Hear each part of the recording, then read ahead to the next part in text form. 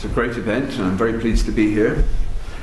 I assume I'm invited here because of the sort of research I do and the sort of things I say, so I won't pull my punches, but the sort of things I say are a bit different from what some people say. But because I've only got 20 minutes, the way I say them may come across as a bit stark, a bit brief. I hope if you feel offended at all by what I say, you will look at the paper on the website. I hope you won't be, but I think we're here. I think it's the starting point of most of us that there's something wrong with the state of modern economics. And we've heard lots of remedies. We heard people like Stiglitz yesterday talking about how to build different models. We heard a session this morning how to go about modelling in different ways. And there's a lot of open-mindedness at this conference to change in the way we do things.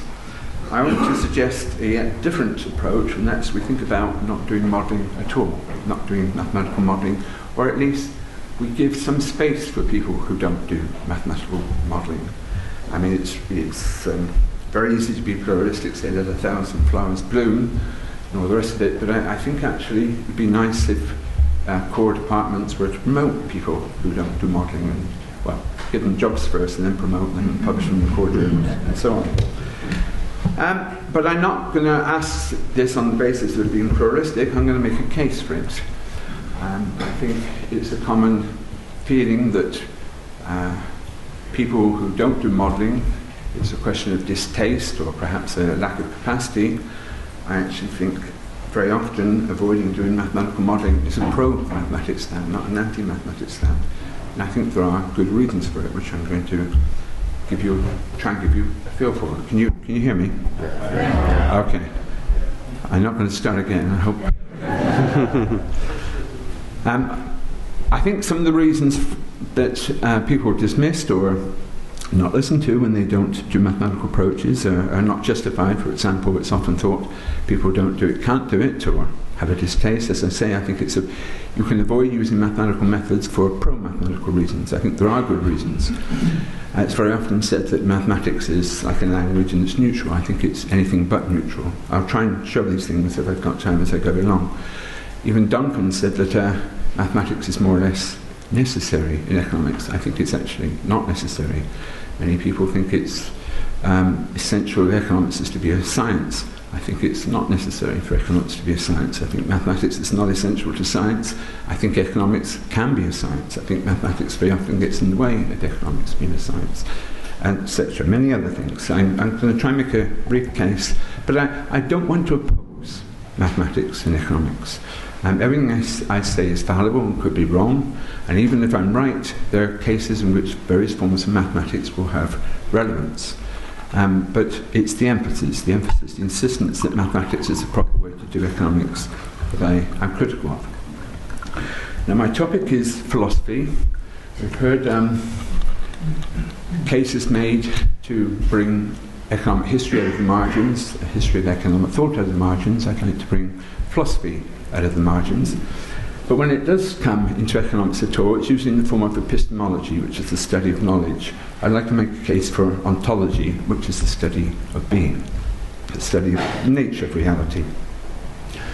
Now, it may seem strange to argue for ontology. I know many economists are surprised to hear the word, but actually, ontology has always been there. It's been there systematically and quite explicitly, if not under the heading ontology, in the works of writers like, for example, Veblen, of Marshall, when he argues for an economics based on biology rather than mechanics. Marx, of course, but in the two people being discussed perhaps most at this conference, Hayek and Keynes. What Bruce didn't mention in his talk the other night, Bruce Cordwell, was that both of them were critical of the emphasis on mathematics in economics, and the arguments they make are basically ontological. In fact, we're all ontologists. You couldn't but be ontologists. You couldn't but go around the world looking at things under the nature. If a small bird was to land close to you, most of you, I suspect, or many of you, would stop and look at it. You wouldn't. You weigh up its nature and try not to frighten it. If you're walking through a field and you saw a bull coming towards you, you treat it quite differently. In reacting appropriately, you're doing ontology. When you use tools, someone said yesterday, I think it was Lord Turner, that people with hammers assume that all the world is a nail. They keep finding nails everywhere. That's doing ontology. All tools are useful for some contexts. A hammer is useful for some contexts, but not if you want to clean the glass window. Now, mathematics is a tool, just like any other. The sort of mathematical deductive systems economists use are tools, and they have conditions under which they're appropriate. And we can tease out, say, what are those conditions? Now, social reality is a type of material, just like the window. We can ask the question, what sort of stuff is social material? And my argument is that the sort of conditions under which most mathematics that economists use, the conditions under which those tools are useful, do not match the sort of conditions that we find in social reality, the stuff of social phenomena. Sometimes they do, sometimes they don't. To the extent they don't all the time, there's a case for using other methods. The speaker from Santa Fe yesterday said we should increase other methods in our toolbox. I think we should too, but through ontology we can get an insight to what sort of methods might be useful for this sort of job. If we want to clean the window, we can ask the question, what sort of tool might be useful for it? Okay, so starting from the sort of mathematical methods economists use, and what conditions are they appropriate?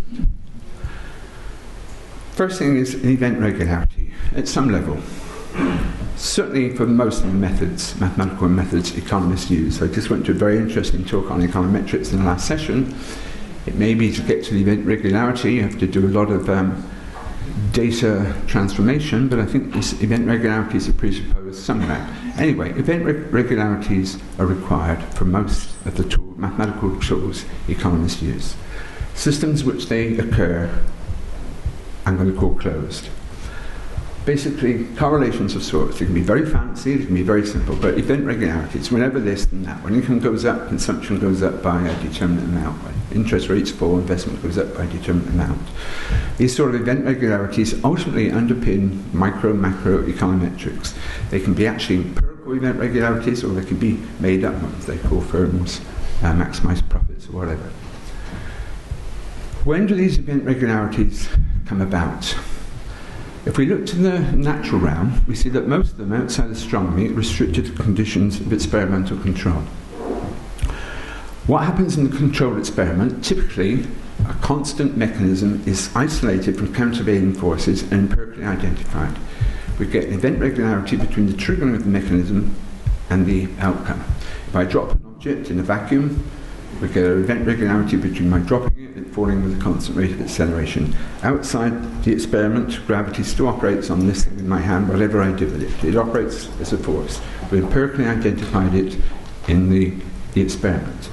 Two conditions, constant mechanism, insulated from countervailing forces. Those are basically the two assumptions that we use in economics, in all our theories, to guarantee an event regularity.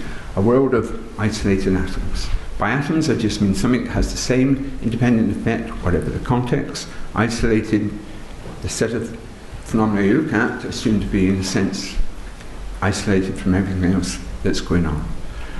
There are only sufficiency conditions, and the session I went to before may be looking for ways to get around that. I mean, no one can rule out the possibility of event regularities coming about by chance, but if you want to theorize, in the way most economists do theorize, the nature of most theories are worlds of isolated atoms of some form. By atoms, I just mean, I'm going to trivialize it, but if you wind up a dial, it walks forward. It does the same thing each time. You can predict, if I put it down, it'll walk forward if it's isolated from the effects of a passing dog or whatever, so it's isolated. Of course, in economics, the atoms tend to be optimizing agents or rule-following agents or whatever, but it's the same basic ontology. I want to suggest social reality is not like that.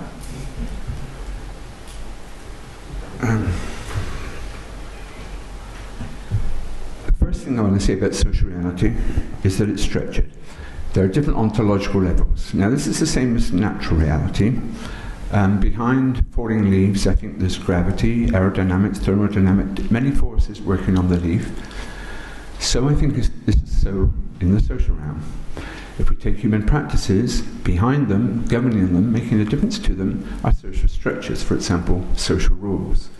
But I think, like in the natural realm, the social structures are out of phase with the practices they govern. They're not just like the average practice.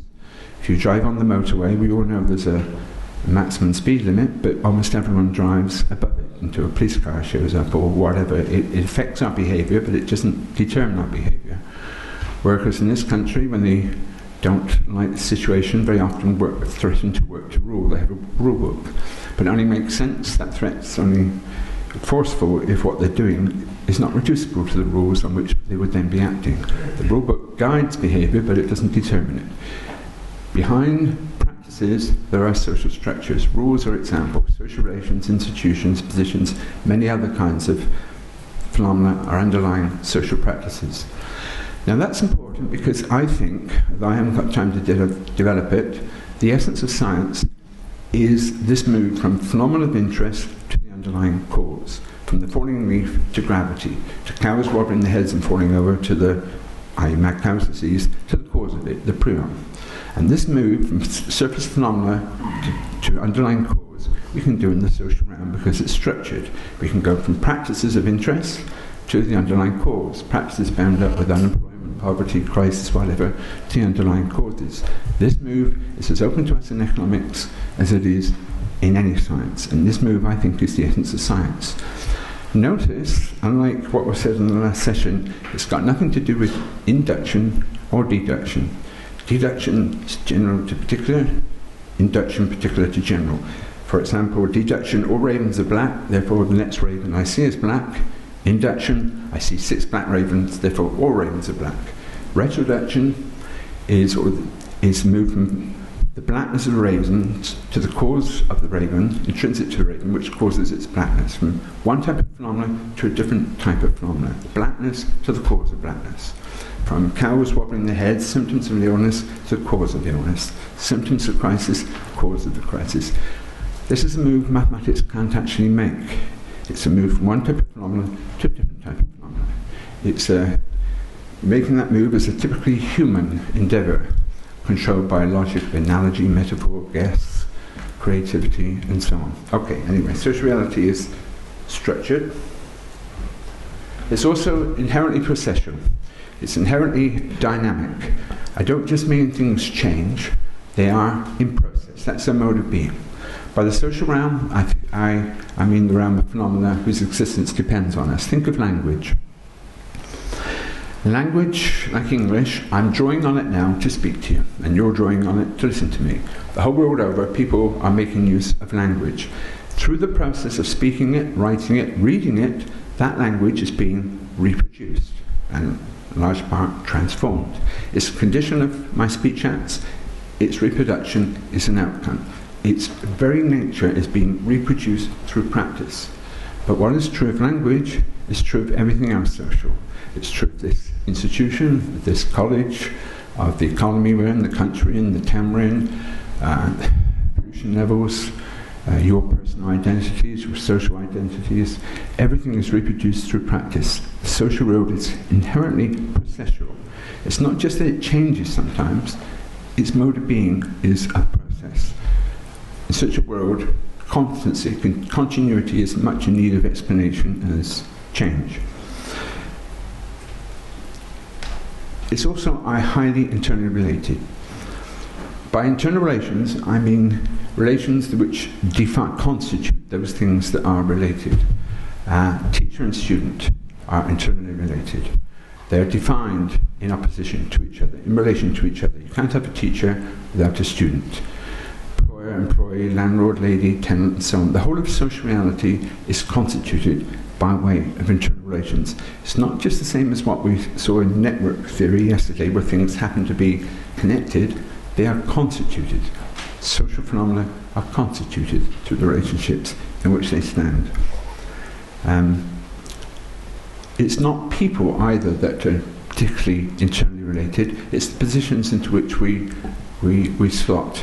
Each year I teach econometrics in the Faculty of Economics, and I have, in virtue of my position as a lecturer, a set of rights, obligation, task, duty. And the students have a set of rights, obligations, tasks, duties, and they fulfill them. But the students are different each year. It's different faces. It's the positions that endure. society is made up of a lot of positions, and we all of us slot into different positions with different rights, obligations, tasks, duties.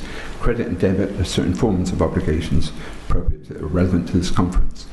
But reality is a total network of internally related phenomena. And it's not just people and positions, but of course the monetary system, firms, markets, the rest of it all presuppose each other, are constituted through their relationship with each other. So social reality is a dynamic totality. It's a totality in motion. It has other, so therefore, oh yes, remember the conditions for a model was that we have a world of isolated atoms. Well, I'm saying now we've got anything but a world of isolated atoms. Instead of being isolated, everything is pretty much constituted in relation to everything else. And instead of being atomistic, everything's in a process of transformation, including the totalities, including the relationships. So it's not surprising mathematical models haven't done so well to date. I'm suggesting they may not do that well very often. There are reasons to think they may not do that well very often. There are many other features of social reality. There are emergent phenomena that cannot be predicted. I mean, it seems to be the case that wherever we are today, we emerge from the Big Bang. Every stage of reality is merged out of what's gone there before, a reorganization of what's there before. Even this network, this INET, is an emergent phenomenon from the crisis, if you like. This university is everything's an emergent phenomenon. Emergent phenomena have their own causal powers, irreducible to those out of which they emerge. But that's a long story. And of course, social reality is meaningful. You're here today in front of me hoping that what I say has meaning. It's value-y. Every fact I'm putting across to you, they are facts, is put across, you believe, on the presumption that I'm telling the truth. You expect me to tell the truth, and the desire that I tell the truth is a value, and so on. All right, this is the nature of social reality. If social reality is the way I suggest, it's not surprising mathematical methods have not done well to date. But the implication, I think, is we shouldn't just put all our eggs in one basket and just try and find different forms of mathematical methods. To the extent they have the same ontology of atomism and closure, we're still going to get the same sort of problems. So what does follow, if I'm right, if I'm at all right? First of all, it does not follow that we should give up using mathematical methods. Even if the world is the way I've described, it may, on occasions, become closed. The well-controlled experiment precisely is an attempt to close an open system, but even the social system becomes closed on motorways, in town centres. The traffic at lunchtime pretty much becomes jammed. It's like a closed system. You don't have a lot of choice. You can pretty much predict what's going to happen next. Demand for heating in very cold climates in the middle of winter is fairly predictable. The question becomes, when does the world approximate closures? Under what conditions is mathematics more appropriate or less appropriate? It's not an argument for including or excluding, or at least it's not an argument for excluding anything. It's an argument for saying there are limits to the importance, the usefulness of certain forms of mathematics, and grounds for including other approaches. What else follows from this? We can understand why modern economics is so unrealistic. It's so unrealistic because most of the time economists are trying to make theories about a world that's open, structured, internally related, processual, conform to a world that's atomistic and closed. It explains most of the highly unrealistic assumptions we find. Even assumptions of rational expectations and equilibrium, which you've discussed so much at this conference, are really there to facilitate modelling. They're consistency properties of within the modelling endeavour. I mean, I can go on about that at length if you want, but they're not really there because their formulators believed in the hypotheses. And I don't think many of the debates that take place occur because people believe the assumptions. They think they're the best assumptions they can come up with, given they've got to be unrealistic. But unrealistic is a problem. Once you accept that unrealistic claims are allowed, am I out of time? So, pretty much. All right. Once you allow that unrealistic claims are allowed, you can prove anything, and you really can. I said all ravens are black just now. I can get there by saying all ravens are vegetables, all vegetables are black. It's very easy but it's true. But you've got all this complex modelling, but people people show that they can simulate the economy, making very simple assumptions they know to be false. But what's the big deal? I mean, have I contributed to the insight that all ravens are black by deducing it from those two hypotheses? Have I gone the other way and shown it to be true that all vegetables are black? Or whatever. I mean, it is almost a pointless exercise. Certainly it's too easy. What else does this show us? It tells us the sort of world for which we have to fashion methods. Now, if I had time, I'd tell you what alternatives there are to mathematical modelling, but have a look at the paper on the web, which is at least references, other papers in which I do this. Finally, what follows for policy? What follows for policy is we should perhaps give up the emphasis on prediction. We cannot predict where earthquakes will occur, we cannot predict, or not when they will occur, we cannot predict the outbreak of diseases, but we can take measures in the way we construct buildings, or the way we produce antidotes, the way we organise society to deal with disasters when they come, or to prevent them from coming. And quite honestly, most of the talk of this conference I've heard of is along those lines. People have been looking at the crisis, looking at bubbles and saying, these are the sort of conditions, this is how we can recognise it in advance, and this is the sort of thing we can do to offset it. And I think that's as good as it gets, and I think praising people who happen to predict it is actually red herring. There's always someone who predicted everything. I've got friends who predicted the crisis every year since about 1970. They were right once. Prediction is not the point. We can achieve a lot without prediction. Okay, that's just a very quick argument. You can see it's a big topic and not one that's discussed much at these sort of forums. I hope I've at least suggested there may be some reasons for giving some credit or some time, some attention to approaches that are not mathematical, and that the reason for doing so is not because the people doing it may have a distaste for mathematics or may not be any good at mathematics. They may actually think there are good reasons in the particular context for going about explaining phenomena and using methods that are not mathematical. Thank you.